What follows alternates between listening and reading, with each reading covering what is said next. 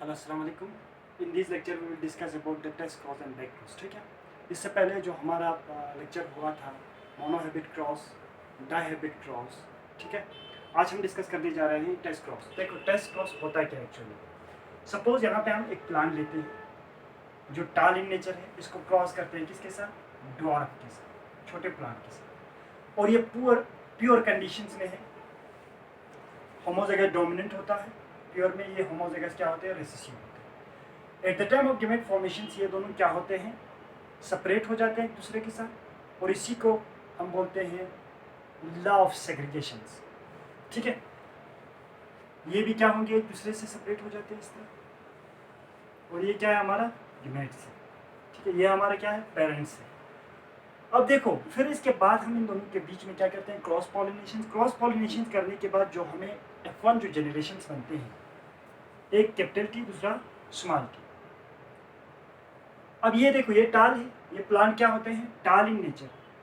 अब जो मेंडल थे, मेंडल ने इस बात को क्लियर करने के लिए, चेक करने के लिए कि जो F1 जनरेशन में जो प्रोजेनी बन रहा है वो प्रोजेनी होमोजाइगस प्योर की वजह से बन रहा है या हेट्रोजाइगस की वजह बन रहा है, इसलिए इसने क्या किया, टेस्ट क्रॉस किया। अब देखो ये जो टाल जो करेक्टर आता है, एक तो होमोजाइगस डोमिनेंट करेक्टर की वजह से टाल आते हैं, दूसरा हेट्रोजाइगस की वजह से भी टाल आते हैं। क्यों? क्योंकि ये एलील क्या होते हैं, डोमिनेंट होते हैं, इसीलिए डोमिनेंट एलील एक्सप्रेस करते हैं। और इस प्लांट का जो नेचर होता है, हाइट होता है, मैक्सिमम होते हैं, और हम इसी को क्या कहते हैं, टाल कहते हैं। अब देखो मेंडल को ये समझ नहीं आया कि इसका जीनोटाइपिक जेनेटिक मेकअप कैसा है, जेनेटिक कंपोजिशंस कैसा है। इसी को चेक करने के लिए इसने क्या किया, इसको क्रॉस किया रिसेसिव पेरेंट्स के साथ। ठीक है, अब देखो टेस्ट क्रॉस क्या होता है, test cross the F1 generations that is heterozygous conditions is crossed with किसके साथ, recessive parents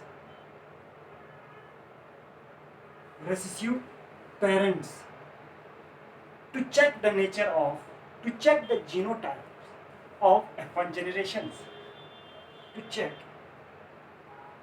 the genotype of F1 generations, F1 generation। इसी को हम क्या कहते हैं, टेस्ट क्रॉस कहते हैं। देखो टेस्ट क्रॉस में क्या करते हैं, जो F1 जनरेशंस में जो प्रोजेनी बनते हैं, इसकी जीनोटाइपिक जेनेटिक जो मेकअप को देखने के लिए, चेक करने के लिए इसको किसके साथ क्रॉस किया जाता है, ड्वार्फ पेरेंट्स के साथ। इसी को कहते हैं टेस्ट क्रॉस। ठीक है, टेस्ट क्रॉस करते हैं। देखो हम करके देखते हैं, यहाँ पे ये आ गया यहाँ तक, अब हम इसको यहाँ पे करते हैं। तो ये दोनों जब इन दोनों के बीच में क्रॉस करेगा, देखो एक कैपिटल टी है दूसरा स्मॉल टी, इसको क्रॉस करते हैं स्मॉल टी के साथ, तो ये क्या बनाएगा, गेमेट्स बनाएगा इस तरह, और गेमेट्स बनाएगा इस तरह। ठीक है, अब हम इसको क्या करते हैं, क्रॉस करते हैं यहाँ पे पुनिट स्क्वायर पे। तो ये है कैपिटल टी स्मॉल टी, और ये small T, capital T small T आते हैं, और यहाँ पे स्मॉल टी आएगा, और यहाँ पे क्या आएगा, कैपिटल टी स्मॉल टी, और यहाँ पे स्मॉल टी। ठीक है, दो प्लांट जो यहाँ से बनेगा वो बनेगा टाल, और दो प्लांट क्या बनेगा, ड्वार्फ। क्या बनेगा, dwarf. In case of test cross में जीनोटाइप एंड फिनोटाइपिक जो रेशो होता है, वो क्या होता है, ऑलवेज सेम। क्या होता है, ऑलवेज सेम, 1:1। देखो एक्चुअली यहाँ पे 2:2 आ रहा है। अब आप लोगों को पता है 2 1 2 2 1 2, इसीलिए हम 1:1 बनाते हैं। ठीक है, अब इसी तरह से डायहेबिट क्रॉस में भी आप चेक कर सकते हैं। ठीक है, उसमें भी होते हैं, लेकिन वहाँ पे 4 बनते हैं, 1:1:1:1, क्योंकि यहाँ पे 4 बनते हैं, क्योंकि वहाँ पे हमने देखा था 9:3:3:1, तो यहाँ पे 4 आएगा। डायहेबिट क्रॉस में यहाँ पे 2 ही आते हैं। ठीक है, तो टेस्ट क्रॉस कंप्लीट हो गया। टेस्ट क्रॉस हम किससे कहते हैं, to check the F1 nature of the F1 generations we test F1 generation with recessive parents, ठीक है। और इसमें क्या होता है, genotypic ratio and phenotypic ratio क्या होते हैं, ऑलवेज सेम। अब देखो बैक क्रॉस हम किससे कहते हैं, what is mean buy back cross. Back cross का क्या मतलब होता है, बैक क्रॉस का मतलब होता है when the F1 generation cross with any one of the parents, it may be dominant parents or it may be recessive parents, या it may be tall plant के साथ या dwarf plant के साथ, चाहे मोनोहैबिट क्रॉस के कंडीशंस में हो या डायहैबिट क्रॉस के कंडीशंस में हो। और इसमें एक एक्सेप्शन है, इसमें जो डोमिनेंट जो जीनोटाइप्स एंड फिनोटाइपिक जो रेशो होता है वो सिमिलर आ भी सकते हैं, नहीं आ भी सकते, ठीक है। The phenotypic and genotypic ratio may be similar or may not be, ठीक है। तो बैक क्रॉस हम किससे कहते हैं, बैक क्रॉस कहते हैं when F1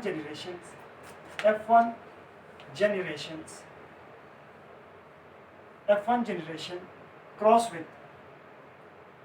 with any one of the parents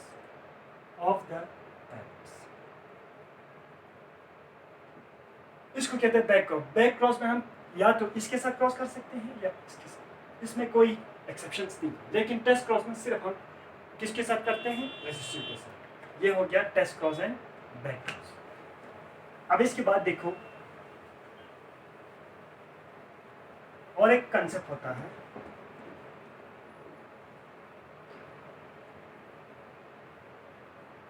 जिसको कहते हैं इनकम्प्लीट डोमिनेंट। क्या कहते हैं,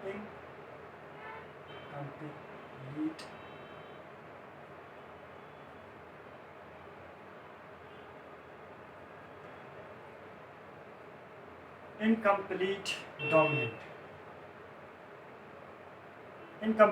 इसका मतलब क्या होता है, देखो सपोज फॉर एग्जांपल एक प्लांट है जिसका फ्लोअर का नेचर है या कलर है रेड, उसको हमने क्रॉस किया किसके साथ, वाइट के साथ। हम ये भी जानते हैं रेड जो कलर होता है वो डोमिनेंट होता है और वाइट कलर, तो इसके जो जीनोटाइपिक जो फैक्टर जो रिस्पॉन्सिबल है रेड कलर के लिए वो कैपिटल आर क्योंकि डोमिनेंट कैरेक्टर है, और जो वाइट के लिए है वो स्मॉल आर।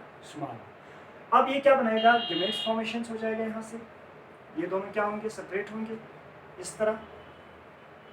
और यहाँ पे जो F1 जनरेशन बनेगा वो कैपिटल आर स्मॉल आर, और ये कलर इन दोनों पेरेंट्स के साथ रिजेम्बलेंस नहीं होता, ये अलग कुछ अल्टरनेटिव करंट, ये अल्टरनेट कलर बनते हैं जिसको हम कहते हैं पिंक कलर। 4 o'clock प्लांट्स में एक्सपेरिमेंट किया गया है, ठीक है, उसका नाम है मीला जालापास भी कहते हैं उस प्लांट को। क्या किया, एक रेड फ्लोर को वाइट फ्लोर के साथ क्या किया, क्रॉस किया। रेड क्या था, डोमिनेंट थे, वाइट क्या था, रिसेसिव था। बेसिकली जो मेंडल ने लॉ ऑफ डोमिनेंस दिया था उसके बेस पे हमें ये कलर क्या आना चाहिए था, रेड आना चाहिए था, लेकिन यहाँ पे क्या एक इंटरमीडिएट कलर बन रहा है, ना ये रेड है ना वाइट है, दोनों पेरेंट के साथ रिजेम्बलेंस नहीं करते, इसी को कहते हैं इनकम्प्लीट डोमिनेंट। इनकम्प्लीट क्या है, डोमिनेंट नहीं है, ठीक है। अब हम जब इसको F2 जनरेशन में जब क्रॉस करते हैं इस तरह, तो ये capital R small R, capital R और स्मॉल आर। ये क्या है, F1 जनरेशन थी, और ये क्या है, F2 जनरेशन। देखो F2 जनरेशन में जो इसका रेशो आता है आर क्या होते हैं, रेड कलर, और कैपिटल आर और स्मॉल आर इसका कैरेक्टर क्या होता है, पिंक, ये मैंने यहाँ पे बताया पिंक कलर, और स्मॉल आर का कलर क्या होता है, वाइट।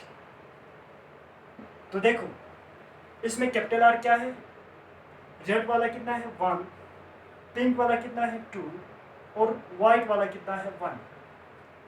तो इसमें देखो जो इसमें भी जीनोटाइप एंड फिनोटाइप रेशो जो होता है वो क्या होते हैं, ऑलवेज सेम।